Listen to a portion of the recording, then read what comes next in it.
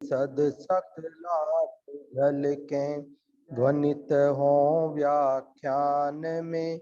वे वर्धमान महान जिन विचरे हमारे ध्यान में, विचरे हमारे ध्यान में।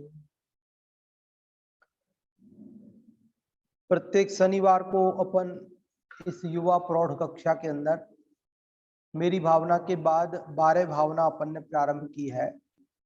और इस 12 भावना में पिछले शनिवार को अपन ने अनित्य भावना की चर्चा की थी।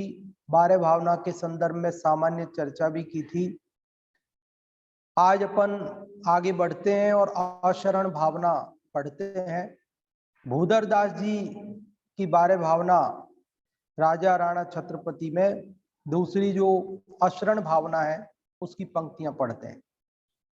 दल बल देवी देवता मात पिता परिवार, मरती बिरिया जीव को कोई न राखन हार। क्या कह रहे? दल बल देवी देवता मात पिता परिवार, मरती बिरिया जीव को कोई न राखनहार। बोले दल हो, बल हो, देवी हो, देवता हो, माता हो, पिता हो, परिवार हो, लेकिन मरती बिरिया मतलब मरते समय, मरती बिरिया अर्थात मरते समय, बिरिया मतलब बेर, बेर मतलब समय। हाँ, कहते अब की बेर मतलब अब के समय, अब की बार। हाँ, अब की बार। तो मरती बिरिया मतलब मरती बार, मरते समय जीव को, इस जीव को कोई न राखनहार, कोई भी रक्षा करने वाला नहीं है, कोई भी बचाने वाला नहीं है, कोई भी मरण को टालने वाला नहीं है। देखो, एक छोटी छोटी 2 पंक्तियों में भूधर दास जी अशरण भावना का पूरा सार हमें बताते हैं। क्या कह रहे हैं? यहाँ कुछ नाम लिए हैं, दल बल देवी देवता मात पिता परिवार। इसके अलावा भी अन्य किसी को आपने, जिसको भी अपना शरण मान रखा हो, सहारा मान रखा हो, मरण से बचाने वाला मान रखा हो, तो देख लेना कि मरते समय कौन तुम्हें बचा सकता है। अरे कोई नहीं बचा सकता। अगर बचा सकता होता तो कोई तो दुनिया में ऐसा होता कि जो 1000 साल से जी रहा होता। मनुष्यों में, देवों में भी सागरों पर्यंत की आयु होती है, लेकिन वो आयु पूर्ण होने के बाद वहां से भी मरण होता है। नरकों में भी होता है, तिर्यंचों में भी होता है। इस संसार में इस जीव को मरण से बचाने में कोई समर्थ नहीं। अशरण, अ मतलब नहीं, शरण मतलब सहारा, शरण मतलब मरण से बचाने वाला।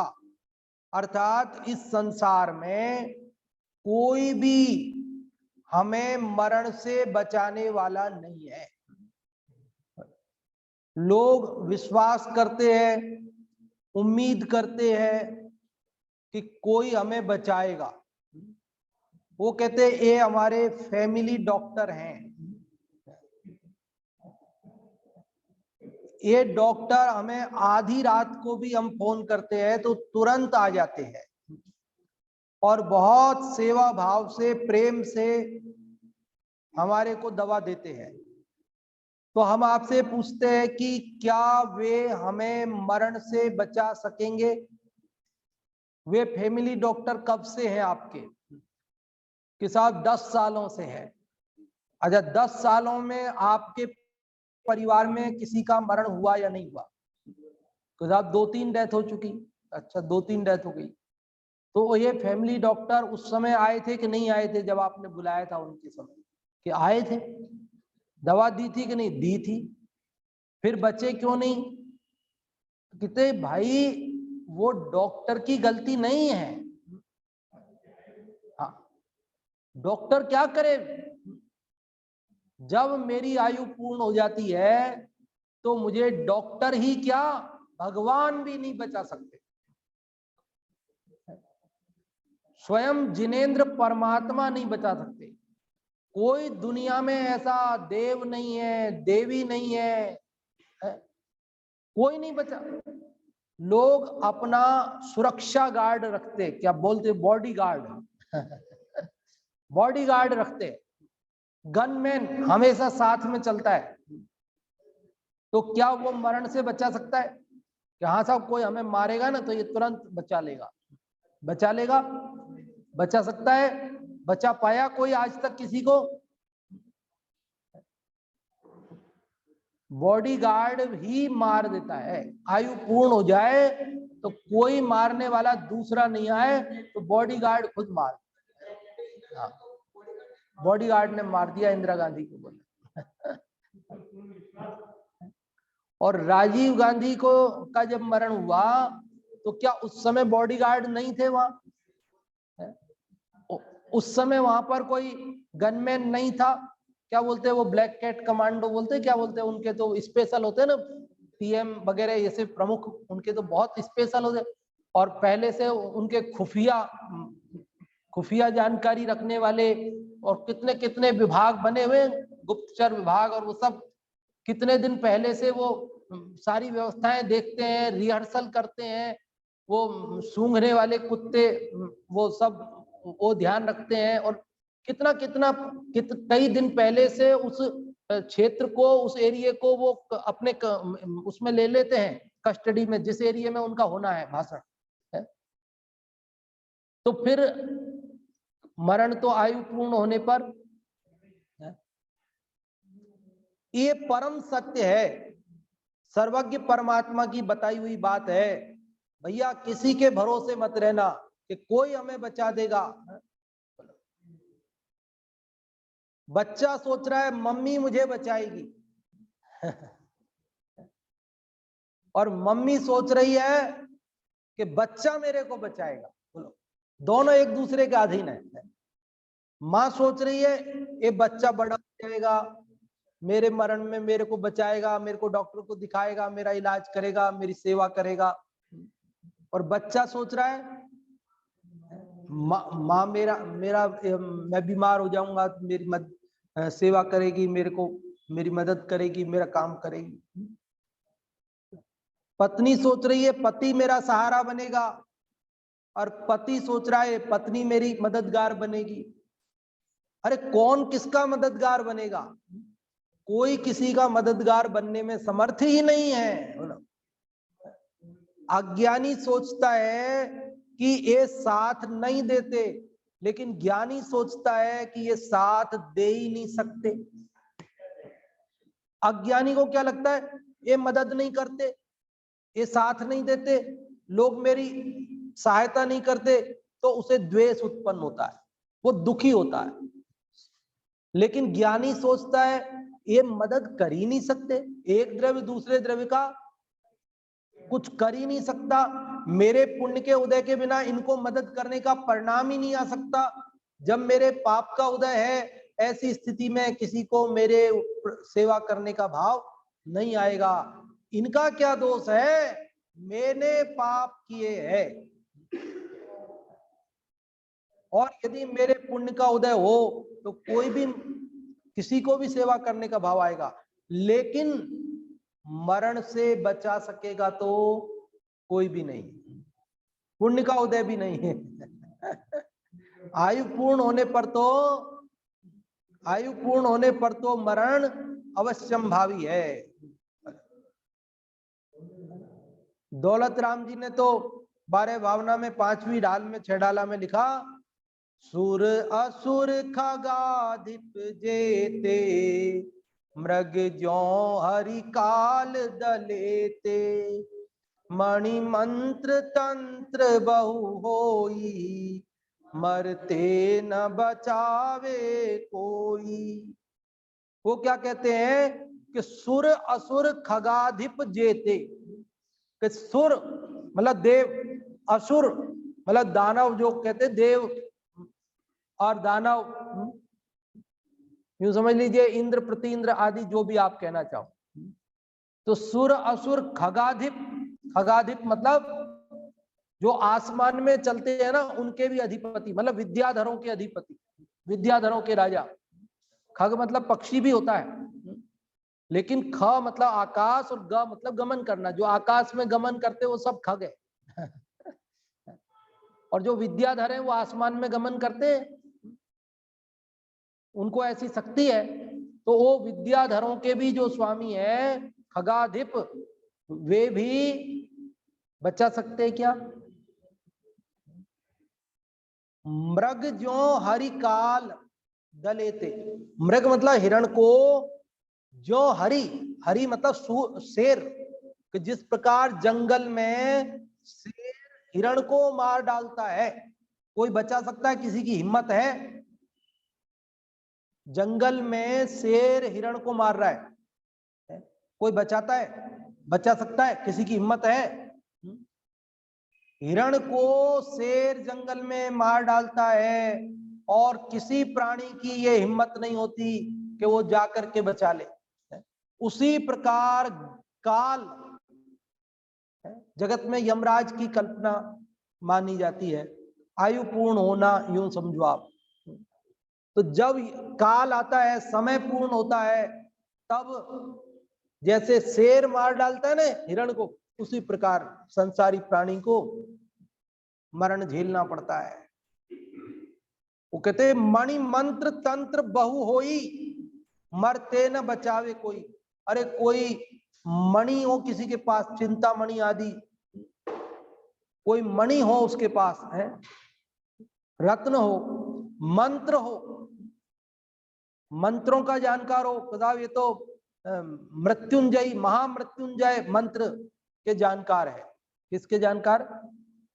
महामृत्युंजयी मंत्र के जानकार, काल सर्प निवारक मंत्र के जानकार, ऐसे नाना प्रकार के मंत्रों के जानकार है। तो ये तो मंत्रों से मरण को टालेंगे ना।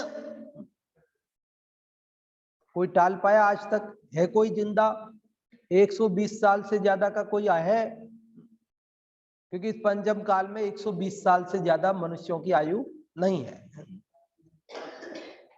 कभी आपके सुनने में आ जाए कि साहब वो 125 साल का है, 126 साल का है, तो समझ लेना गिनने में चूक हुई है। पहले क्या है कि वो गिनने में चूक हुई है, यूं समझ लेना आप पक्का। तो 120 साल से ज्यादा कोई आयु होती नहीं इस पंचम काल में किसी की, मनुष्यों की, है ना, कर्म भूमि के मनुष्यों की। तो यहाँ कोई कभी आ जाए कहीं आप अखबार में पढ़ लें साहब वो 126 साल का है, तो आप समझ लेना कि उसको क्या पहले इतना ध्यान नहीं देते बच्चों की डेट ऑफ बर्थ वगैरह पे। और 10 साल का हो गया, 5 साल का हो गया, 15 साल का हो गया, और स्कूल में ले गए, कहीं ले गए, इसकी उम्र कितनी? कि गुरुजी अंदाजे से लिख लो, हमें पता ही नहीं। तो वो अंदाजे से लिख देते, जैसे अंदाजे से लिख। अभी बहुत लोगों ने वो आपके सरकारी रिकॉर्ड में, गांवों में आप देखना, बहुत लोगों ने वो आधार कार्ड में बोले हूं तो मैं 30 साल का, लेकिन ऐसे करो इसमें 40 साल लिख दो। क्यों? कि वो जल्दी से मेरे को वो पेंशन मिलने लग जाएगी, वृद्धावस्था पेंशन। 60 साल का हो जाऊंगा और जल्दी से मेरे को वो रोडवेज में मेरे कंसेशन 50% मिलने लग जाएगा। लोगों ने, गांवों में बहुत सारे लोगों ने इस प्रकार से बढ़ा बढ़ा के अपनी उम्र उसमें लिखवाई। और कई लोग घटा घटा के लिखवा देते, नहीं मैं बड़ा नहीं दिखना चाहिए, कम लिख दो, कम लिख दो। कोई कम लिखा देता है, कोई ज्यादा लिखा देता है। तो ऐसे कोई 126, 25, 27, 23 सुनने मिल जाए तो समझना कि वो कहीं ना कहीं गफलत हुई है उसमें। बाकी 120 साल से ज्यादा की आयु। तो कोई होता ना मणि मंत्र तंत्रों से बचा सकता, तो मणि मंत्र तंत्र, मंत्रों का जानकार हो चाहे तांत्रिक हो, तंत्र का जानकार हो, बहु होई, बहु मतलब और भी बहुत विद्याओं का जानकार हो, किसी भी चीज की, लेकिन मरते न बचावे। अरे वो दूसरों को क्या बचाएगा, स्वयं ही नहीं बचता है, खुद को ही नहीं बचा सकता है। हाँ, मर के ही तो आए हैं और मर के ही तो जाने वाले हैं है? मर के जिंदा हो जाते। वो बात अपन को वो बताएंगे जयचंद जी छाबड़ा वो जयचंद जी छाबड़ा बताएंगे अपने को कि आत्मा हमारे मरता ही नहीं है लेकिन जिस अपेक्षा मरता है उस अपेक्षा बात चलती है कि मरण से बचाने वाला कोई भी नहीं है। कहना क्या चाहते हैं कि कहना ये चाहते भैया किसी के भरोसे मत रहो, किसी से उम्मीद मत करो, किसी का इंतजार मत करो, अपना काम करो, अपने आत्मा का कल्याण करो, इस भव समुद्र से पार होने का उपाय विचारो। मैं कौन हूं, आया कहां से और मेरा रूप क्या, संबंध दुखमय कौन है स्वीकृत करूं। अरे बैठ जाओ एकांत में, मरना है, यहाँ कोई बचाने वाला नहीं है। हमें अमर होना है तो पहले ये सोचो कि मैं वास्तव में कौन हूं, कहां से आया हूं, मेरे जो ये परिणाम बन रहे हैं इनका फल क्या होगा, मैं मर के कहां जाने वाला हूं और मुझे जहां जाना है उसके लिए क्या करना पड़ेगा। ऐसा सब दुख का कारण क्या है, मेरे जन्म मरण का कारण क्या है और इस जन्म मरण से छूटने का उपाय क्या है, वो विचार करो। इसलिए बता रहे ये सब बात। किस लिए बता रहे हैं कि हमें सुखी होना है ना, हमें दुख से छूटना है, हमें मरण से बचना है। तो आप ये समझ लो कि किसी दूसरे के द्वारा आप मरण नहीं बच सकते। हाँ, मरण से बच सकते हो कब, कि जब आप अपनी अमरता को पहचान। अरे शरीर का छूटना मरण है तो शरीर तो छूटेगा, वो तो सदा रहे ये संभव नहीं। और शरीर से भिन्न जो तू तत्व है, कल आया था ना कि नमने योग्य भी जिसको नमन करते हैं, स्तुति करने योग्य भी जिसकी स्तुति करते हैं, ध्यान करने योग्य भी जिसका ध्यान करते हैं, ऐसी कोई वस्तु इस शरीर में है वो तू है, तू उसको पहचान। तो इस शरीर के वियोग होने का नाम जो मरण है वो तो होगा, उसको तो कोई टाल सकता नहीं है। लेकिन हाँ, इस शरीर से भिन्न जो तू आत्मा है, तू जो शुद्धात्मा है, तू जो ज्ञायक है, जो एक परम पारिणामिक भाव है, जो सदा काल रहने वाला है, उस तत्व को तू पहचान ले तो तू अमर है। क्यों? क्योंकि तू वही है और वो कभी मरता नहीं। शरीर छूट जाए तो क्या हुआ, आत्मा तो अजर अमर है, वो तो मरता नहीं। इसलिए जगत में कोई शरण नहीं है, लेकिन ये शरण है तो कौन, कि तू स्वयं शरण है। जयचंद जी छाबड़ा क्या करें, शुद्धात्म अरु पंच गुरु जग में शरणो दोय, मोदय जी के व्रथा आन कल्पना हो। शुद्धात्म निश्चय से कौन है शरण, अपनी शुद्धात्मा, अपना आत्मा। और व्यवहार से कोई शरण है कि नहीं है,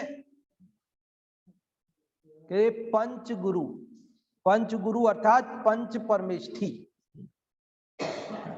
अरहंत, सिद्ध, आचार्य, बोलिए उपाध्याय और साधु, ये पांच परमेष्ठी व्यवहार से शरण है। और निश्चय से कौन शरण है, निश्चय से अपना आत्मा शरण है। शुद्धात्म अरु पंच गुरु जग में शरणो दोय, जग में शरणो दोय, दो शरण है जगत में, एक निश्चय शरण और एक व्यवहार शरण। निश्चय शरण शुद्धात्म और व्यवहार शरण पंच परमेष्ठी। मोह उदय जीव के वृथा आन कल्पना हुए। मोह के उदय में जीव को अन्य को शरण मानता है, अन्य की कल्पना करता है। माता पिता मेरे शरण है, डॉक्टर शरण है, ये अंगरक्षक शरण है, ये रुपया शरण है। पैसे को बड़ा शरण मानते लोग। तो अब पैसा है ना अपने पास में, क्या है क्या? अच्छा से अच्छा इलाज करा देंगे। देखो अच्छा से अच्छा इलाज की क्या स्थिति है, ये अभी अभी अपन कितना देख रहे हैं अपने आंखों के सामने। अरबोंपति व्यक्ति है और कैंसर हो गया, 4th स्टेज पे पता चल रहा है, पता ही नहीं, पहले कुछ हुआ ही नहीं, अचानक प्रॉब्लम दिखाया तो बोले कैंसर है और लास्ट स्टेज पे, कोई इलाज नहीं। वो कह रहा है मेरे पास अरबों रुपया है डॉक्टर साहब, मैंने किस काम के लिए जोड़ के रखे, इसी के लिए, तो आप ले लो जितने चाहिए। जहां से दवाई मंगाना हो दवाई मंगाओ, डॉक्टर मंगाना डॉक्टर मंगाओ, और इसको वहां ले जाना है तो वहां ले चलते, अमेरिका ले जाना है तो वहां ले चलते, आप तो इसको बचाओ। बचा पा रहे कोई? अपन रोज अपनी आंखों के सामने देख रहे हैं, नहीं देख रहे? तो पैसा शरण है, मरण से बचाने में समर्थ है। कोरोना में देखा ही था, कोरोना में देखा ही था कि कितना ही पैसा था, और पैसा शरण हुआ, मरण से बचाने में समर्थ हुआ। अपने यही मंदिर में आने वाले 1 दर्जन लोग लगभग दूसरी लहर में चले गए। तो कैसे चले गए? कोई कमी थी? पैसे की कमी थी? पैसे की कमी से गए? बोलो, पैसे की कमी तो नहीं थी। फिर क्यों चले गए? डॉक्टर नहीं मिला इलाज के लिए, डॉक्टर भी मिल गए इलाज के लिए, खूब बढ़िया से बढ़िया हॉस्पिटल में भर्ती कराया था। तो क्या कि भैया आयु पूर्ण होने पर कोई इलाज, कोई पैसा, कुछ भी काम नहीं आता।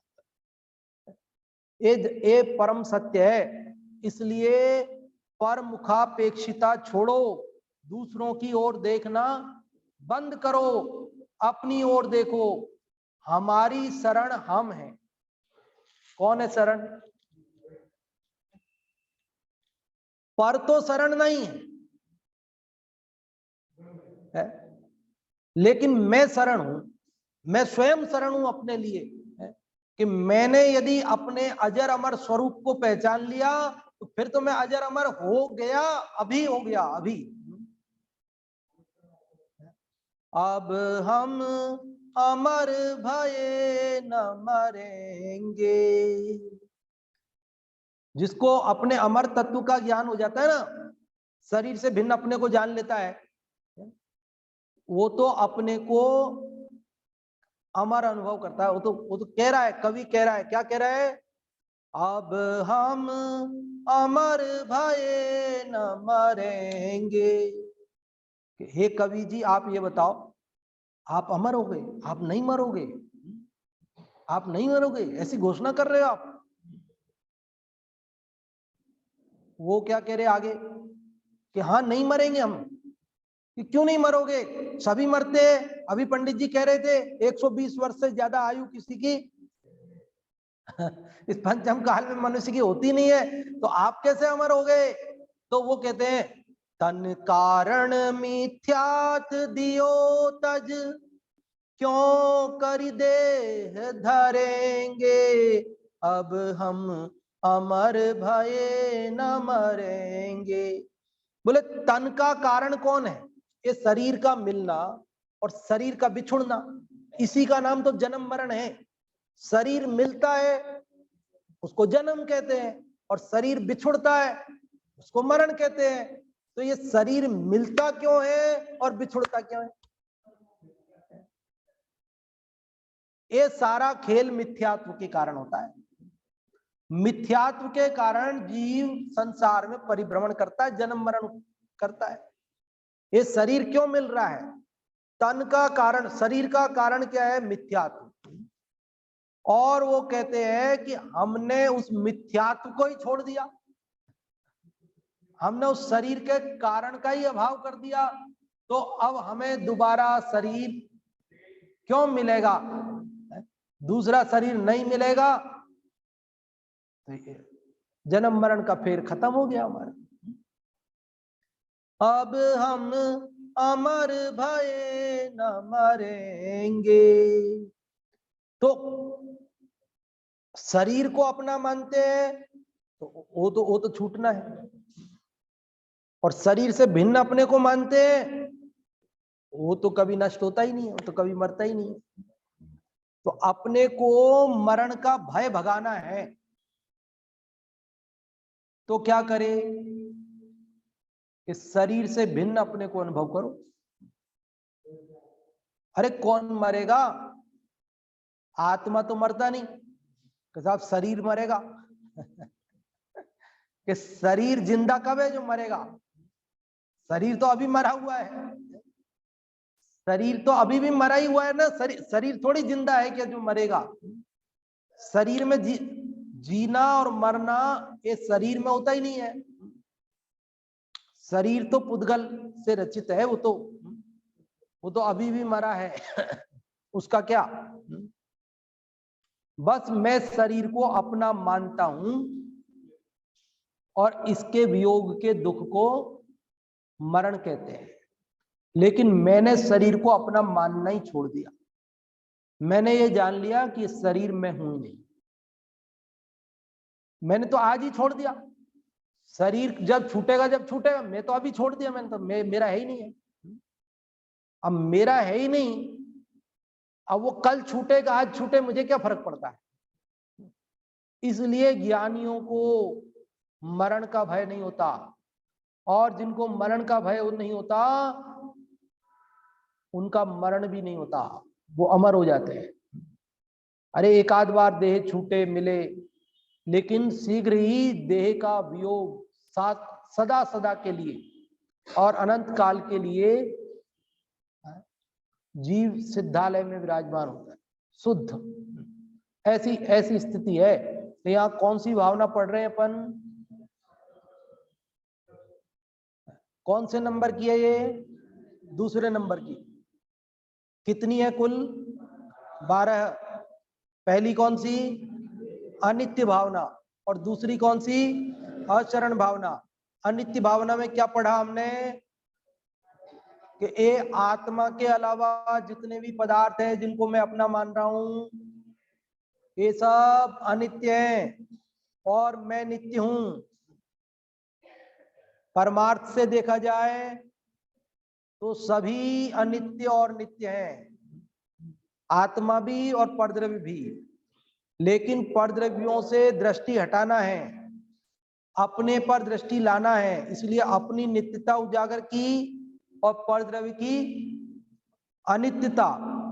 इसी प्रकार यहाँ अशरणपना बता रहे हैं, अन्य कोई भी मेरे लिए शरण नहीं है। कि साहब आपने कहा ना पंच परमेष्ठी तो है शरण, पंच परमेष्ठी तो शरण है ना, ऐसा कहा। तो पंच परमेष्ठी शरण है, वो भी किस लिए कहा कि व्यवहार से, लेकिन व्यवहार से भी किस लिए कहा कि व्यवहार से भी इसलिए कहा क्योंकि पंच परमेष्ठी ऐसे हैं कि जब मैं उनकी शरण में जाता हूं तो वे मुझे धोखे में नहीं रखते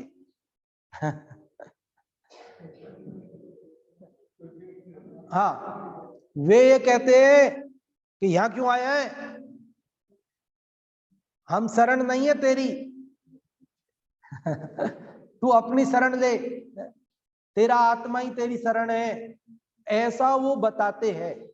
इसलिए मैं कहता हूं कि वे शरण है पंच परमेष्ठी शरण है ना, क्यों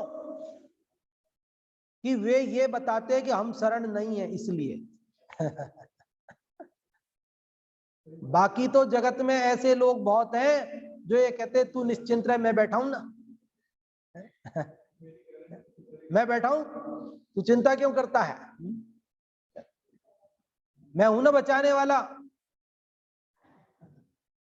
जगत में ऐसे नारे लगाते हैं लोग क्या कि संघर्ष करो हम आपके साथ हैं और जब फंस जाए व्यक्ति तो कोई होता है साथ, पीछे मुड़ के देखे तो कोई। जब तक आप सफल होते जाओ तब तक तो भीड़ आपके पीछे तैयार है, और जिस दिन असफल हो जाओ, आपकी असफलता की जरा सी भनक मिल जाए, जरा सा संदेह हो जाए कि अब ये असफल होने वाले हैं, तो पीछे से सब भाग जाते हैं।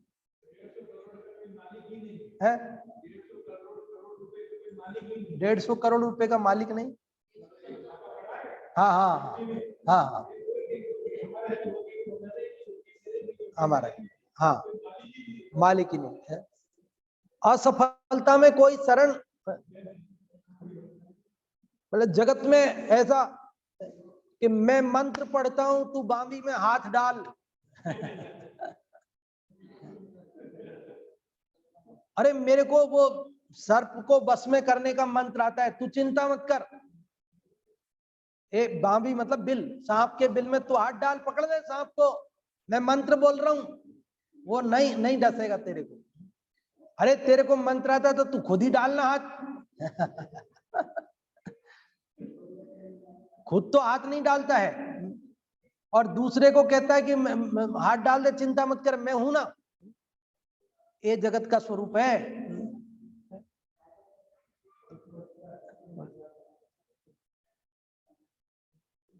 अम्मा जी के, है ना, दादाजी के खुद के पैर कब्र में लटक रहे हैं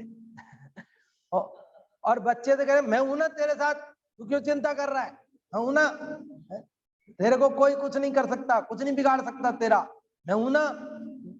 कि दादाजी आप कितने दिन के मेहमान हो अम्मा जी आप कितने दिन के मेहमान हो,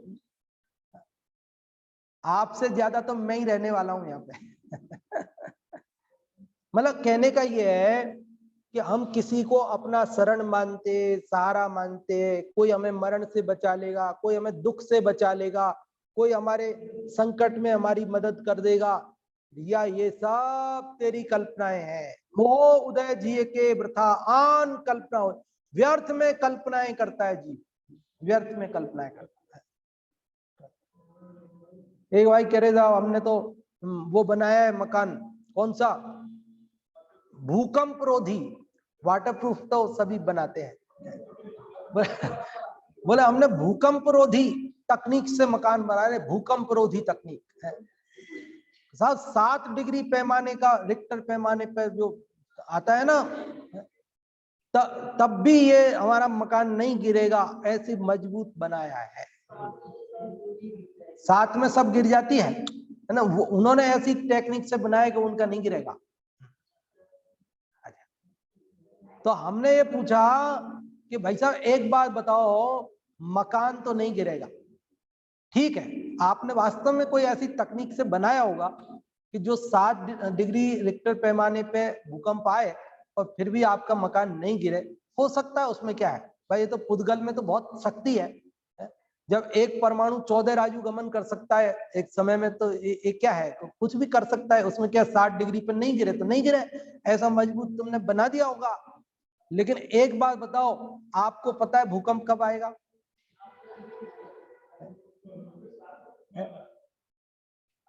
अरे जिस रात भूकंप आएगा, क्या उस रात तुम इसी घर में सो रहे होगे?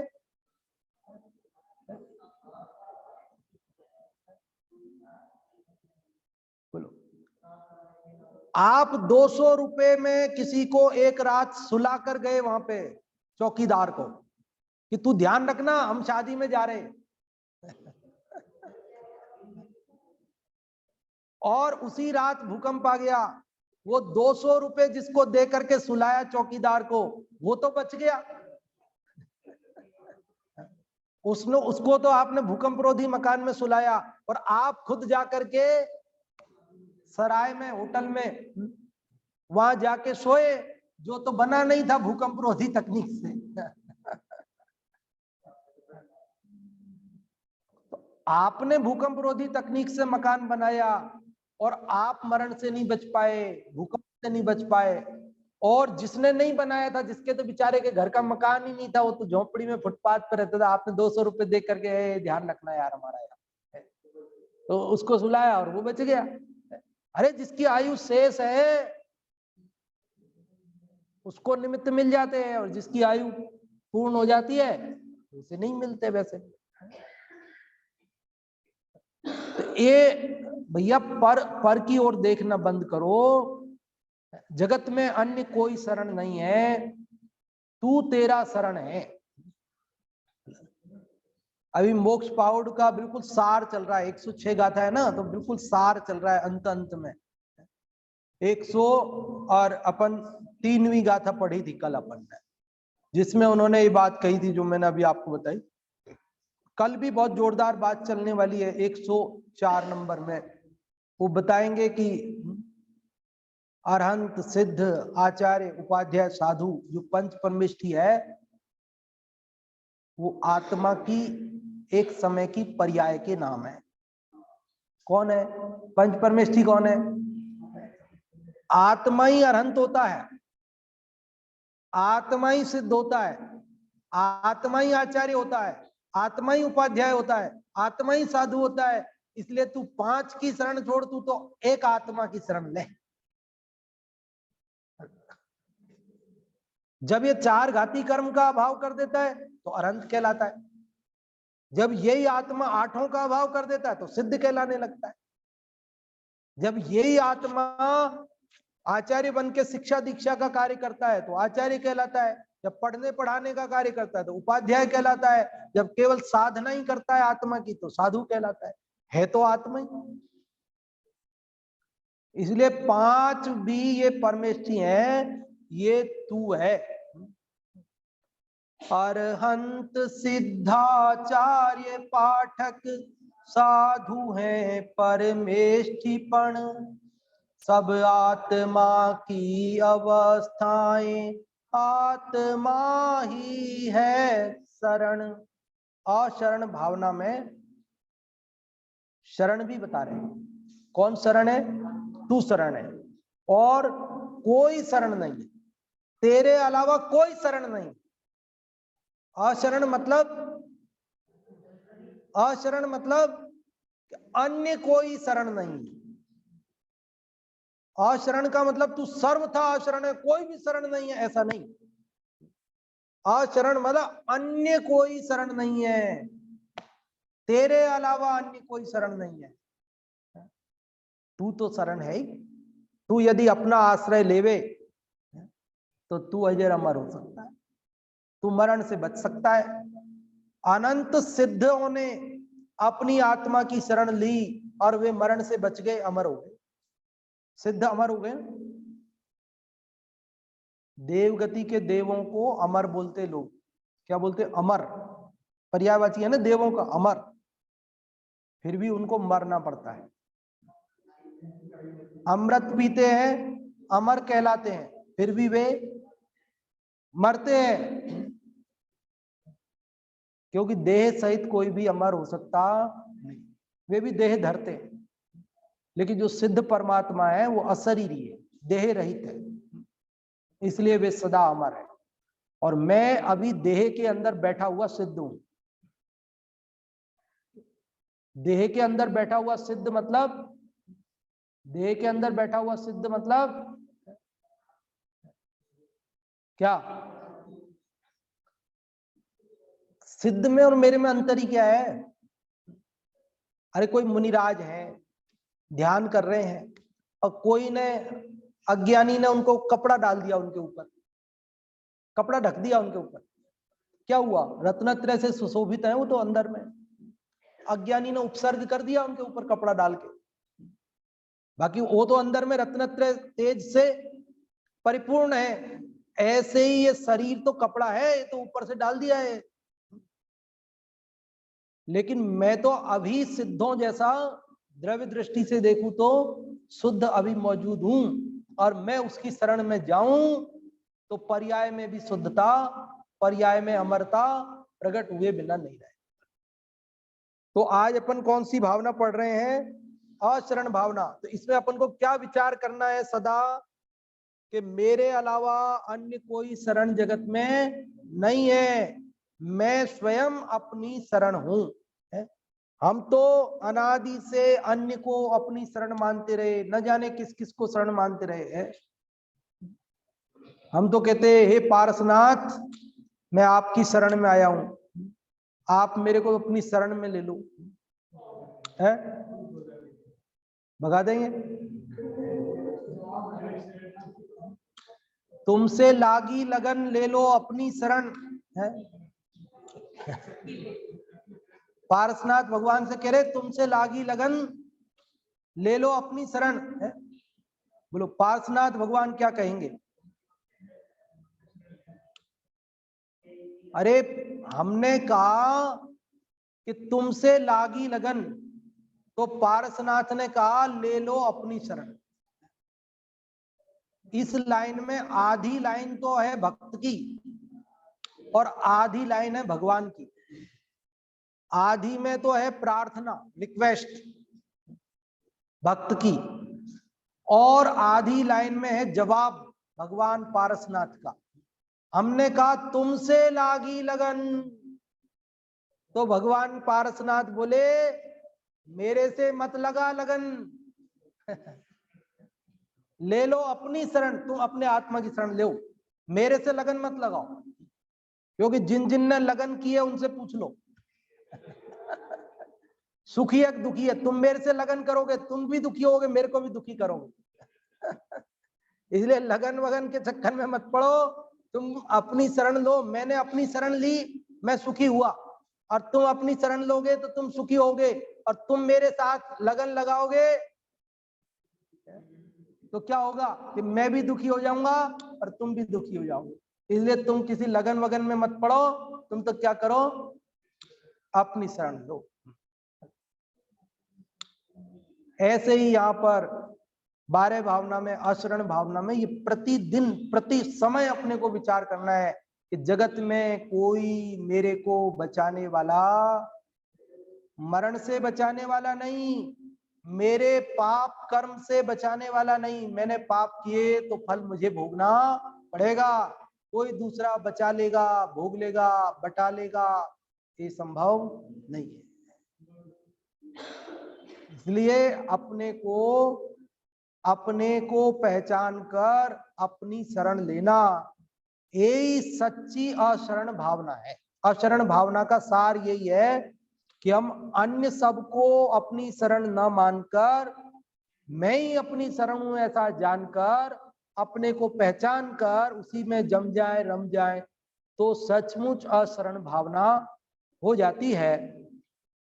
अभी अपन ये 12 भावना का पाठ शुरुआत में नहीं करते हैं, मेरी भावना का पाठ शुरुआत में करते थे।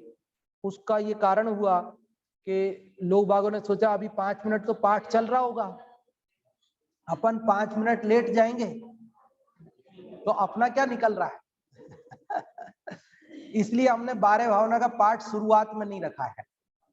अभी 12 भावना का पाठ अपन बाद में करेंगे, है ना। ऑनलाइन में तो दूसरी कक्षा चालू हो जाएगी जो भाई साहब जय कुमार जी लेते हैं।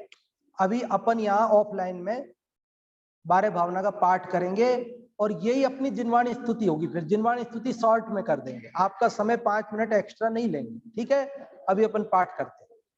राजा राणा छत्रपति हाथिन के असवा